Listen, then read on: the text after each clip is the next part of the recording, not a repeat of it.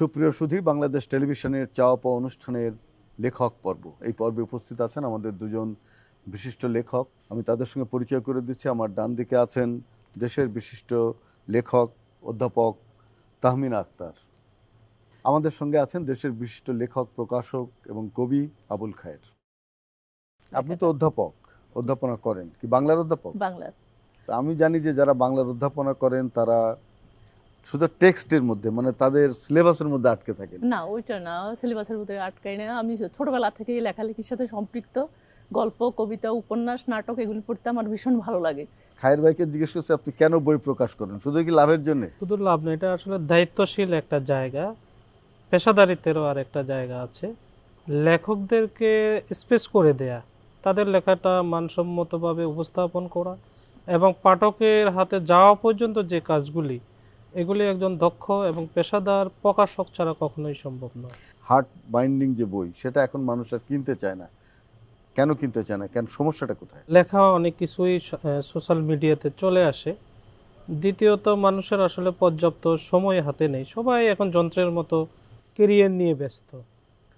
তারপরেও বলবো, বই যে বিক্রি হয় না তা নয়। আমাদের গত বছর প্রায় 80 কোটি টাকার বই বিক্রি হয়েছে। বই বিক্রি হয়, হয়তো আগে এর তুলনা আর একটু বাড়লে আমাদের হয়তো আমরা স্যাটিসফ্যাক্টরি লেভেলে যেতে পারতাম। কবিতার বই যখন প্রকাশিত হয় সেটা কি আশানুরূপ বিক্রি হয়? এই উনি বললেন যে কবিতার বইও বিক্রি হয়। কবিতার বই, আমি তো গল্পের বই লিখেছি। আমার কলেজে একটা উদ্বোধনী অনুষ্ঠান হয়েছে, প্রিন্সিপাল স্যার আমাদের অনুষ্ঠানে করছে। আমি প্রথম দিনই 20,000 টাকার বই বিক্রি করছি। প্রথম দিনই 20,000 টাকার বই বিক্রি করছি।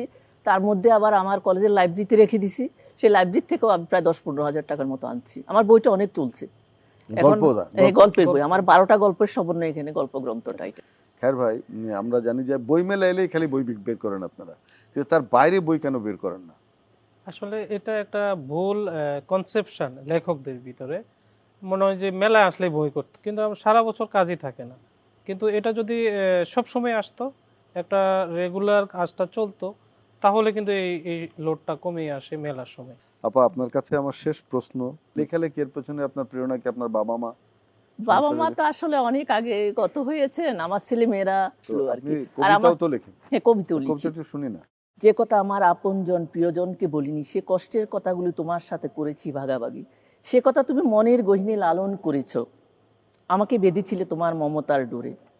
দীর্ঘদিনের আসা যাওয়ার পথে তুমি বসেছিলে খারাপ জায়গায়, আমাকে ভালো স্থানটা দিতে বসতে। একজন প্রকাশক হিসাবে আপনার স্বপ্ন কি?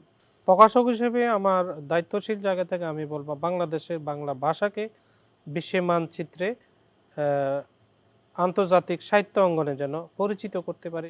প্রিয় দর্শক, আজকে আমরা দুজন গুণী মানুষের কথা শুনলাম যারা সত্যি বাংলা ভাষা নিয়ে কাজ করেন এবং বাংলা ভাষার প্রচার, বাংলা কবিতা, বাংলা প্রবন্ধ, গল্প, উপন্যাস যেন পাঠকের কাছে ছড়িয়ে যায় এবং পাঠক যেন একটা রুচির মধ্যে দিয়ে বেড়ে উঠতে পারে। সেই শুধুমাত্র মোবাইলের অ্যাপসের মধ্যে না ঢুকে জীবন যে আরও অনেক বড়, সেই দিকে যেন তাকাতে পারে। একজন লেখকের কাজ হলো সেটাই, বিশ্বকে খুলে দেখানো।